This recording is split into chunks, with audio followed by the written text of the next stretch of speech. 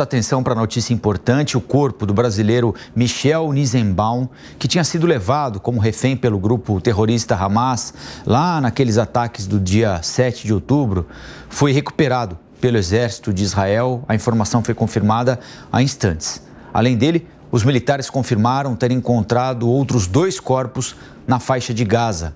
Nós vamos ao vivo a Mônaco para conversar com o correspondente internacional Luca Bassani, que tem todos os detalhes. Eu imagino, não é, Luca, que essa informação dada pelo exército de Israel só tenha sido publicada para o mundo depois de terem notificado as famílias, não é isso?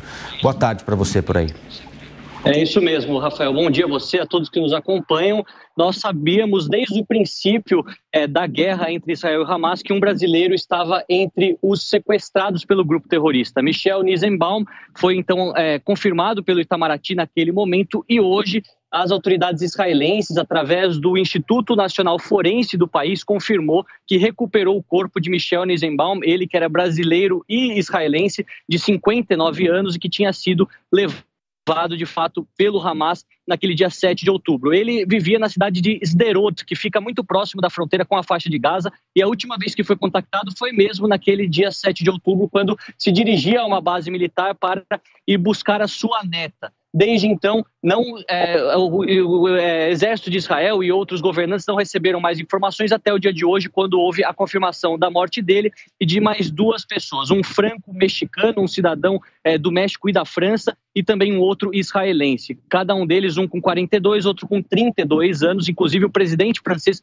Emmanuel Macron acabou desejando as condolências à família, já que se trata de um cidadão do seu país também. Nós vemos que, por conta dessas novas informações que vieram à luz já nesta manhã de sexta-feira em Israel, a pressão dos familiares dos reféns ainda vivos cresceu bastante sobre o governo de Benjamin Netanyahu, que é considerado por muitos um governo que não tem se empenhado em tentar recuperar essas pessoas que ainda estão com vida e que ainda estão cativas dentro da faixa de Gaza. Vale a gente ressaltar que foram 250 pessoas, mais ou menos, levadas pelos terroristas naquele mês de outubro, das quais pouco mais de 100 foram liberadas, e das outras 130 restantes acreditam que pelo menos 29 delas já tenham perdido a sua vida. Obviamente que os israelenses dizem que todos os seus esforços de guerra para tentar eliminar o Hamas por completo de suas atividades militares e políticas dentro do enclave palestino continuam, e que tem sim o objetivo de recuperar todos esses reféns com vida. Porém, nós sabemos que há cerca de 2 semanas as negociações estão estagnadas,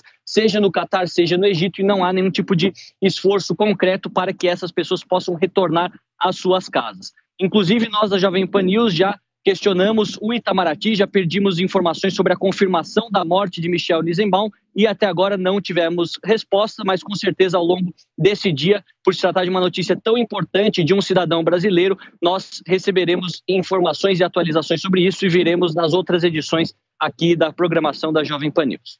Sem dúvida, a expectativa é de que isso ocorra em breve. Afinal de contas, é muito provável também que a diplomacia brasileira tenha sido avisada antes de ser tornada pública essa informação confirmada agora há pouquinho sobre o encontro do corpo do único brasileiro ainda mantido como refém pelos terroristas do Hamas, junto de outros 2 corpos pelo exército israelense na faixa de Gaza. A gente segue acompanhando com o nosso time em Brasília, com o Luca Bassani na Europa, e voltaremos com informações ainda ao longo desta edição do Jornal da Manhã.